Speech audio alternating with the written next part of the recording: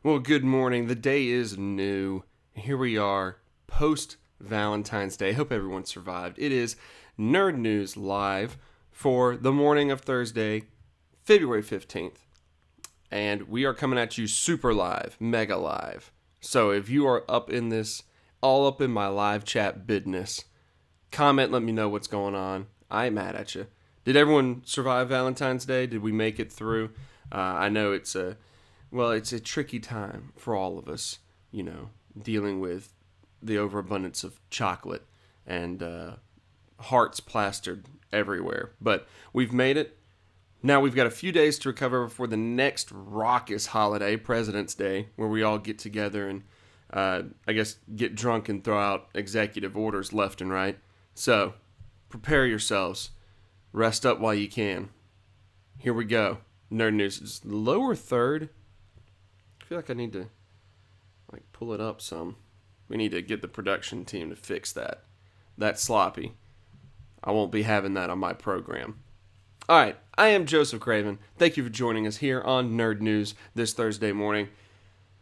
Hello to everyone in the live chat. Please say hello if you are there, so you can announce your presence while I announce the news. All right, first up on the docket. See, I tried to get kind of formal with it because the first news story is a very formal news story. U.S. Senator Maggie Hassan of New Hampshire, his petitioning or is calling for reform of the Entertainment Software Ratings Board, the ESRB, to include coverage of microtransactions. Obviously, this has been a bit of a hot-button topic amongst gamers themselves in recent years. A lot of games a few years back popped up with pay-to-win options that kind of annoyed a lot of people, but didn't really seem to harm the business too much itself. You could basically just pop in a few bucks, get a DLC, paid DLC that helps you succeed in the game. People say, well, that's pretty cheap, but at least you're getting what you paid for. Not so much anymore, because loot boxes have been the newest trend in a lot of games. Made a bunch of people mad because you never really knew what was going to come out on the other end of the loot box. You'd spend money on it and get whatever the game gave you. And that's what caught the eye of Senator Hassan up here. Hey, in case you're curious, her last name is spelled Hassan, like the name Hassan, but it's actually pronounced Hassan because coming from Moorish lineage, channeled through Ireland because of immigration many, many years ago. So, Senator Hassan is claiming that these transactions are a form of gambling, something that has been an idea that has been spreading around as of late amongst a lot of lawmakers, but also amongst a lot of gamers themselves. I said it twice, all right. Which is hard to argue with, the logic that is, considering you pay money for a totally unknown result in a lot of these instances. Since games are mostly aimed towards youth or children, then there's a chance that this will help develop harmful habits among American youth. And that's what Senator Hassan in particular is very concerned about and wants to hopefully prevent by calling for this ESRB reform. This sort of interaction and investigation is very reminiscent of when the government investigated the old game Night Trap back in the 90s because it had sexually suggestive themes and scenes filmed using live video capture and caught a lot of attention. Again, because games at that point in time especially, the majority of video games were being played by adolescents, not even really teenagers. And this was big enough for the government to step in and investigate, eventually leading to the creation of the ESRB. And now Senator Hassan here is calling for a reform to help cover, gambling. So what do you think? Tell us in the live chat over here off to the side. If the video I guess it's over here. Maybe it's over here. I don't know how the video gets displayed. If the video is not live anymore, comment on the video. We want to get a discussion going there too. Is this worth the huge amount of attention? Is it blown out of proportion? Is the ESRB even been all that effective if all they're doing is really rating games and not regulating anything? Let us know. Hey, speaking of ineffectiveness, Oh, this is a good segue. I don't even feel bad about this one. The CW has announced that it will expand its original programming to include Sunday nights. This is where I pause for laughter at that great ineffective joke, because that was quality. The CW ordered 9 pilots for this upcoming year, more than they've ever ordered in the past, including a spinoff of Supernatural entitled Wayward Sisters, and reboots of the shows Charmed and Roswell coming back. That's an interesting decision, but that's the CW's choice, and we respect that. The CW, of course, launched in 2006, and back then featured original programming on Sunday nights. After about 3 years of this, they bailed on Sundays and decided, you know what, we're good with what we got. We're not going to mess with Sundays anymore. This, of course, I lost my place in my notes. Whoops. This will be their first Sunday attempt in almost a decade. Even now, the network only features 10 hours of original programming each week to split between 15 different programs. A lot of those being DC-themed superhero programs. They had to order shorter seasons of some of the shows, like Legends of Tomorrow, for example, because of the low amount of time they had for original programming and the high amount of shows. Now, having Sunday here offers the little bit more wiggle room when it comes to planning there. No word yet, however, on whether the quality of the programming will be upgraded as well.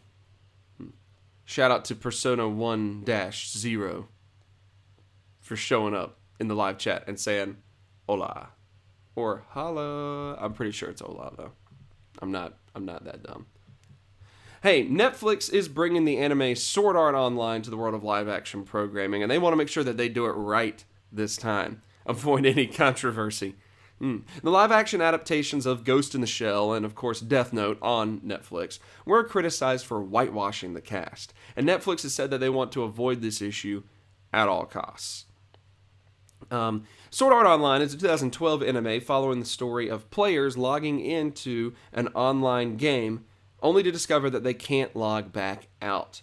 If they die in the game, they die in real life. Not necessarily the most original, plot line here, considering, how many other sci-fi stories have, revolved around being sucked into a computer and being stuck there, or sucked into a game being stuck there, that sort of thing. But pretty popular enough for Netflix to catch the attention, or to catch the attention of Netflix the other way around. It makes sense, of course, to try to capitalize off of the hype coming out around Ready Player One, for example, this year. The main characters of Sword Art Online, Ready Player One being another game about virtual reality and all, another movie about virtual reality. The main characters of Sword Art Online, or SAO for short, maybe. I don't know if that's true. Once again, I feel like my production team is failing me. Are Kirito and Asuna, and are specifically Japanese characters in the story. Because of this, the showrunners are making sure that they want to keep that casting accurate and not whitewash it and avoid all that controversy there. Does this sound interesting to you? Were you concerned about the whitewashing of Ghost in the Shell and Death Note to begin with?